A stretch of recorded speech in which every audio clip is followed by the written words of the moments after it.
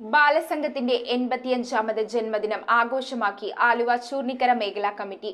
ജന്മദിനാഘോഷങ്ങളുടെ ഉദ്ഘാടനം കേക്ക് മുറിച്ചുകൊണ്ട് Balasangham Aluva area secretary Ashwin Prasad നിർവഹിച്ചു.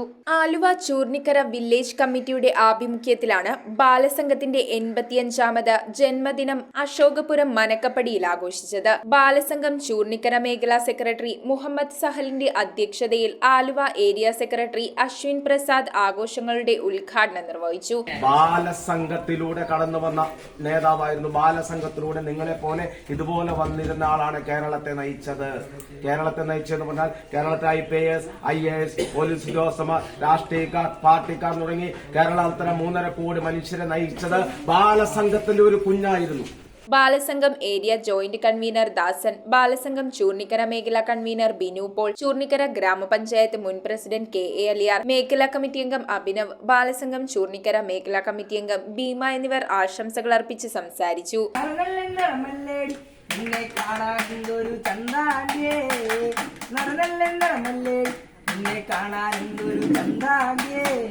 News bureau Aluva.